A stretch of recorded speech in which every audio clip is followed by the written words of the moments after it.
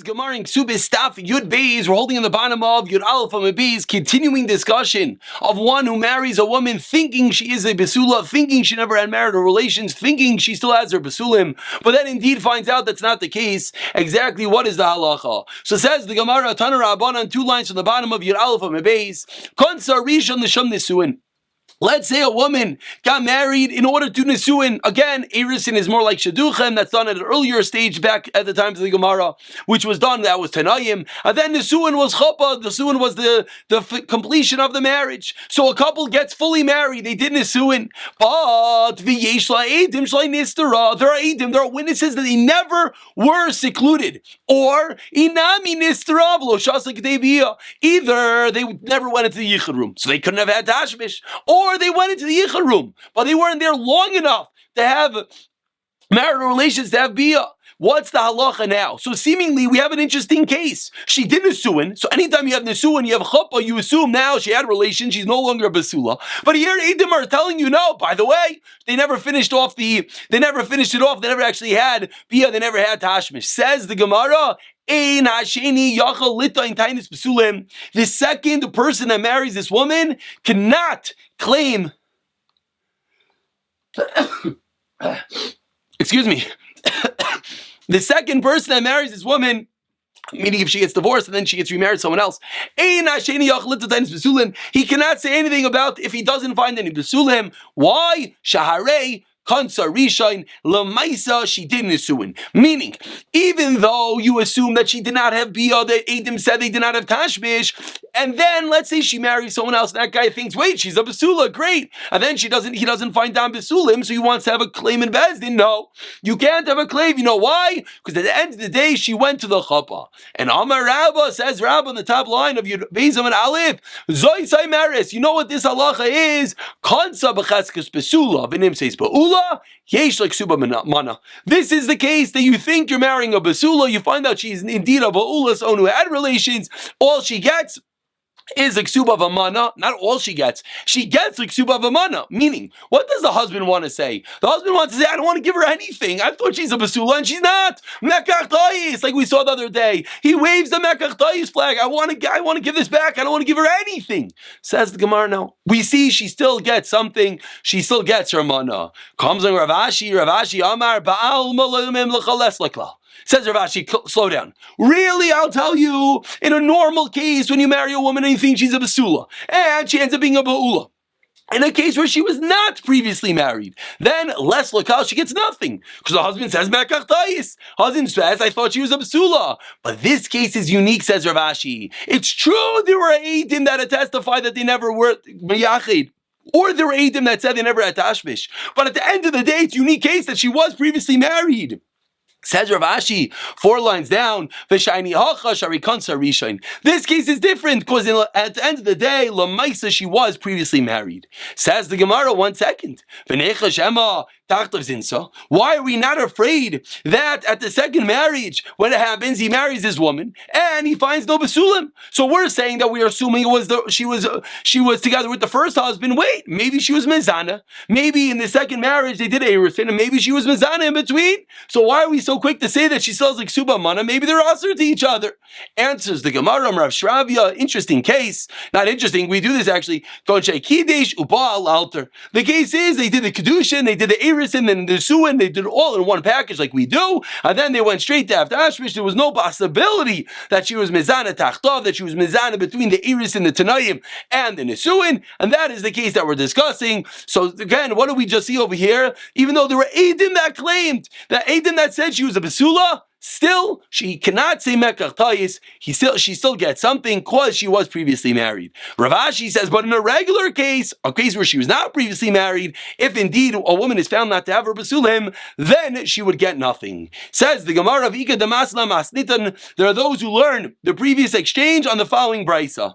Basula almana grusha v'chalutza min hasuin. Like we've seen previously, we have a basula, a woman who didn't have relations. That's either an almana, her husband died. Grusha, she's divorced. Chalutza, Bechalitza, she had a chalitza from Mina Nesuin, meaning she completed the marriage with the first guy. She did Erisin, she did Nesuin, and boom, unfortunately the husband dropped dead. Or right away, he divorced her, right away they did chalitza. What's the halacha says? This Bryce Kesubos and Mana. Even though even though the next husband thinks that she has her besulim because the husband dropped dead right after the chuppah, still you can't have a tainis besulim. Besulim in esun heichli mishkachasla. Says the Gemara, what's the case? What's the case that she has a status of a quote-unquote bisula, a woman who did not have relations, but she had nesuin, she had chuppah. You know what the case is? They never had tashmish. Like I said, a simple case. Husband drops dead right after the chuppah, Rahman al-Islan. So they never were together. Amar Rabba, what do we see from over here? Like we just said, this is the quintessential Shmitz case. Says Rabba, you marry Basula, she finds a Ba'ula, boom, she still gets something. Says Rav Ashi, no, Rav Ashi, really, you marry a woman and she's a Basula and she's not, she gets nothing. This case is unique. Lamaisa,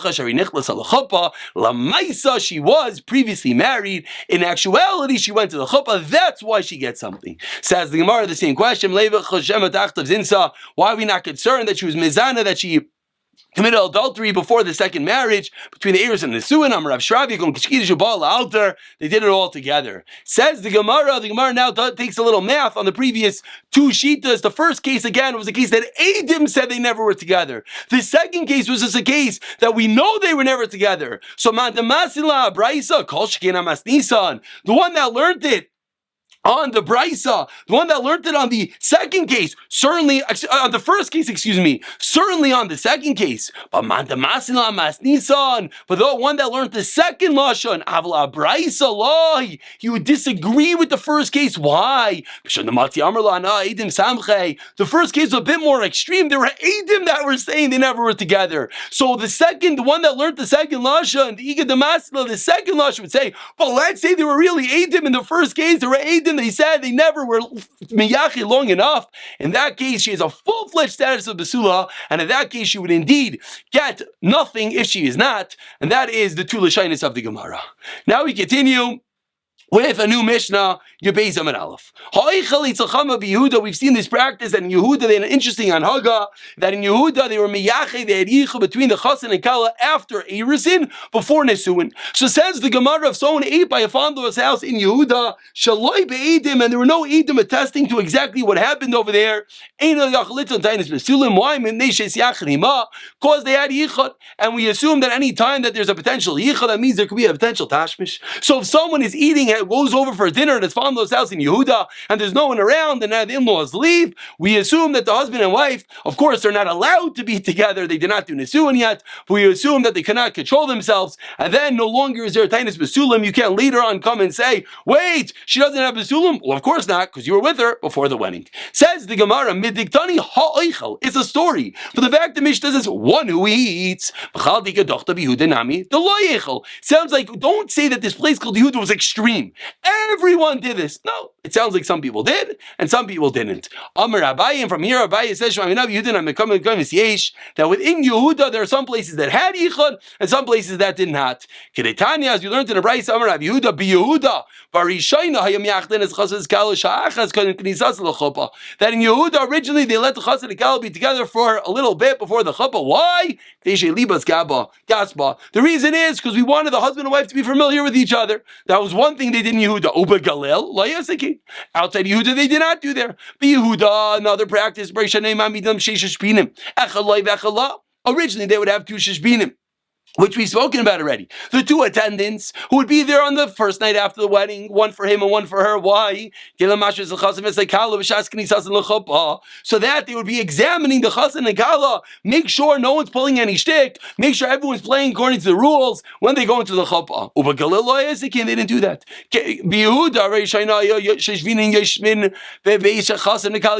Similarly, these attendants would have a full night ahead. They would sleep in the same house that the chassan and kala were in. They would not do that.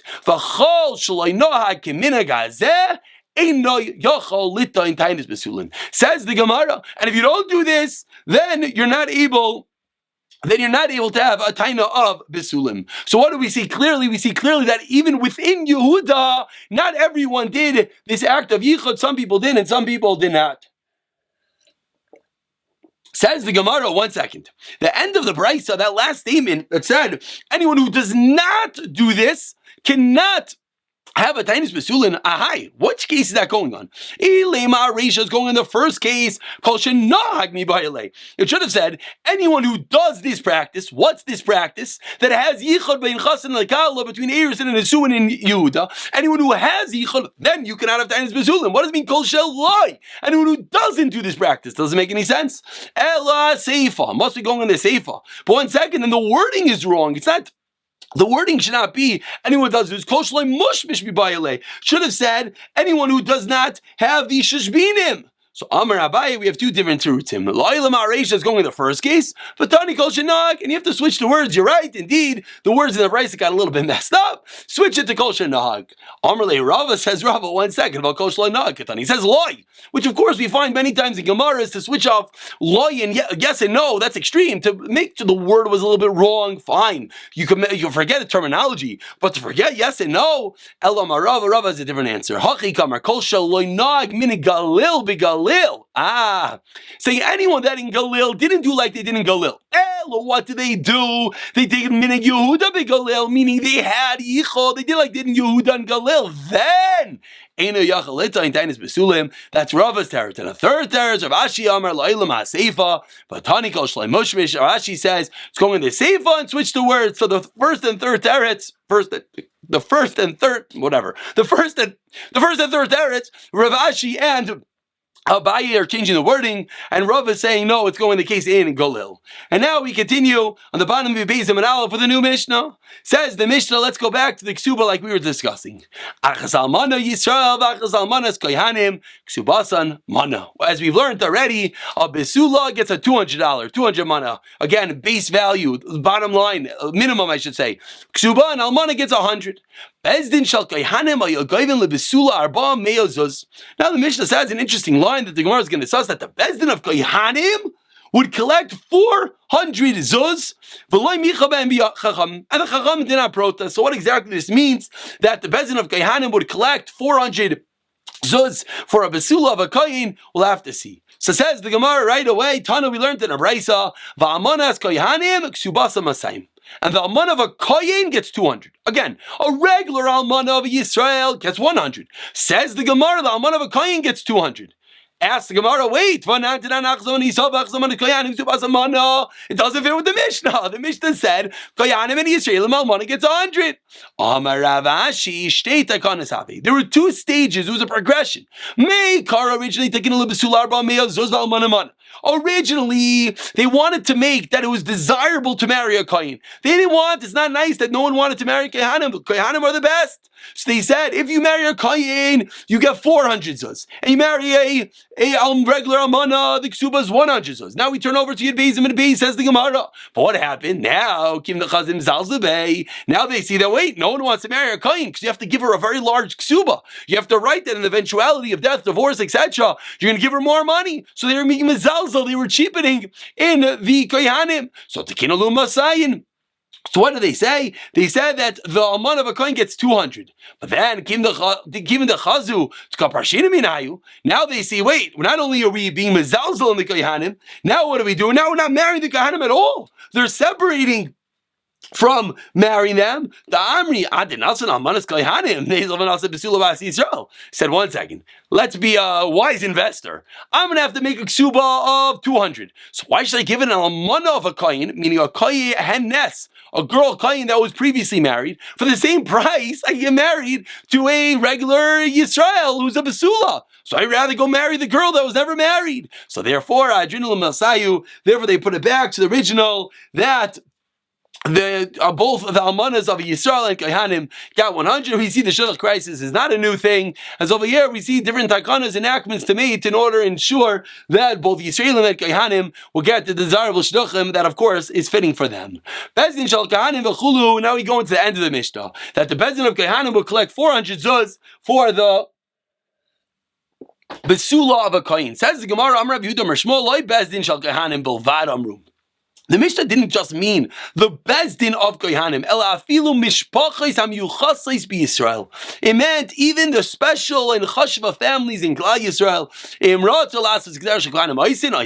If you want to write a large ksuba, wonderful. Meaning, they would do this for the Kohanim to give them a large ksuba. But if any chashav family says, my daughter is worth more money, I want her to have a large ksuba, anyone is allowed to do that. Meisvei asked Gemara 1 second. Someone wants to do like Kohanim, and therefore like the regular Yisrael marrying Kohen. Bas Kohen li Yisrael Oisin. Bas Yisrael like Kohen. Bas Kohen li Yisrael. What's the diak? Only if a Bas Yisrael is marrying a Kohen or Bas Kohen is marrying Yisrael. Who diket tzad kahuna? It sounds like in the Brisa, if there's one of the parties is a Kohen, that's when you're allowed to upgrade the ksuba. Aval Bas Yisrael li Yisrael. It sounds like if Bas Yisrael is marrying Yisrael, you're not allowed to upgrade the ksuba, you're not allowed to give more. Answers the Gemara, Loi mi bayi kamar. No, this is how you read it.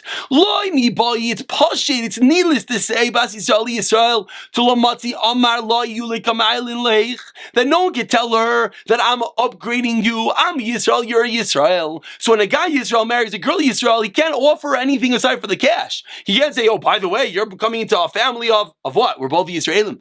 Avol, the chiddush is, Bas Yisrael le kayin. When a regular Yisrael is marrying a kayin, and now the kayin can tell this girl, hey, Demati Amar like Adeller, you will come alilech. I'm making you more chashiv. You're now going to be married to a kayin. You're going to get the Truma and Meiser. So now maybe that's going to entice her. Lois, you would think maybe he does not write her a better ksuba because he could offer something else to lineage the fact that he is a bas kayin. He is a kayin. Kamash one that even in that case, but again the Gemara is agreeing that in all cases, if one wants to write a larger ksuba, they are allowed. And now we continue in going more what we discussed a few days ago in what happens when we have a bit of a fight.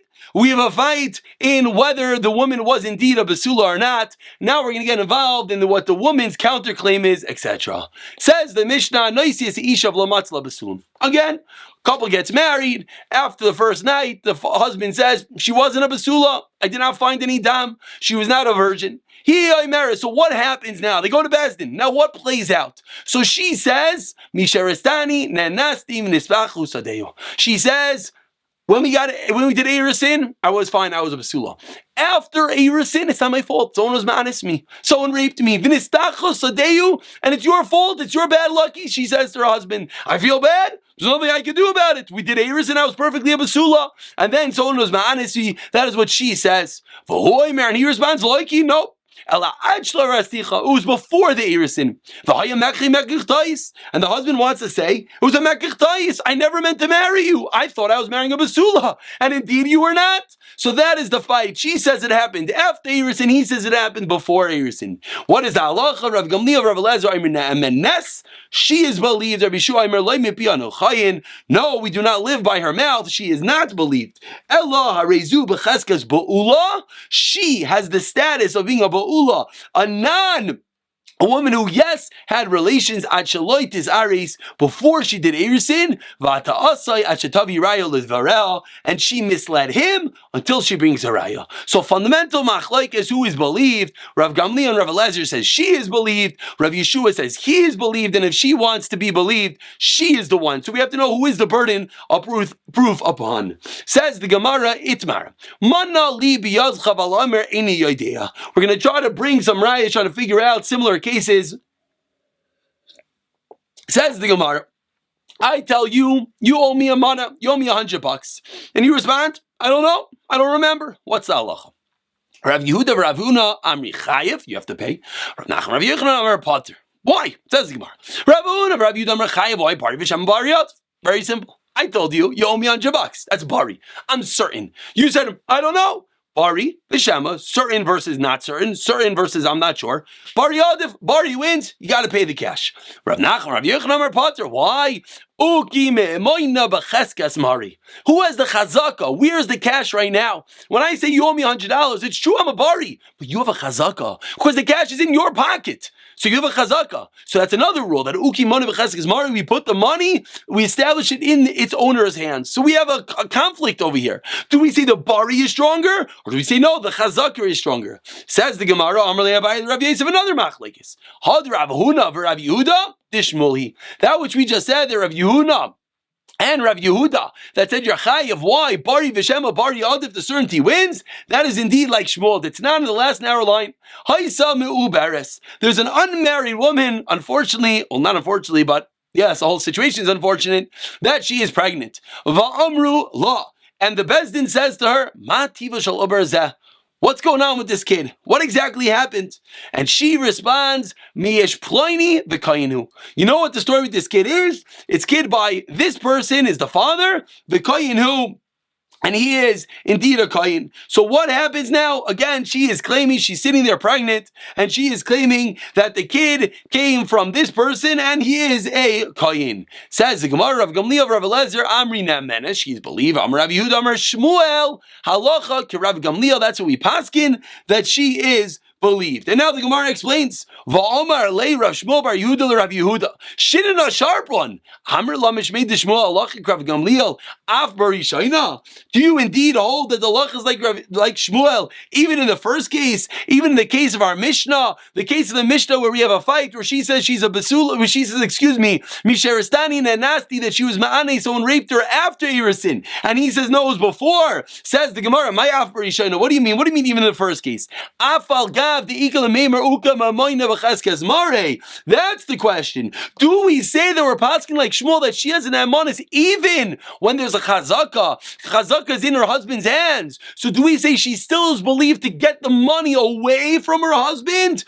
Amar Rav Gamliel, Bari Adif. Rav Gamliel says the Bari is Adif, and therefore what do we see? Shmuel agrees with Rav Huna and Rav Yehuda that a Bari is believed against a Shema, even to take away money. Even though in this case of a Bari, what's it doing? It's working against the Chazaka. When she says to her husband, Misheristani Nanasti, what's happening over here? She's telling her husband, you have to pay me. So where's the Chazaka? Where's the money right now in her husband's pocket? So what do we see? For the fact that Shmuel says she's believed, that she has an amanos, she has a believability because she's a Bari. Why? Even against her husband's Chazaka that he has the cash. Her husband doesn't have a Bari. He can't know with certainty when she became a Ba'ula, when she had relations. He's saying no, it must have been beforehand. But she's a Bari. She's saying with certainty. We see that Shmuel is paskening the one with certainty, the Bari wins against the Shema even to take away the money from the owner, even to exact the money away from her husband, or in like the other case, away from the person who's counterclaiming. Says the Gemara, Lema Rav Yehuda, Rav Huna, the Amri Rav Gamliel. So now let's put it all together. Let's see that Rav Yehuda and Rav Huna says like Rav Gamliel, Rav Nachman, Rav Yechon, and Amri Rav Yeshua. Make the math, put it all together. Says the Gemara, no, the two cases don't necessarily add up. Rav Nachman and Amri, I feel like Rav Gamliel.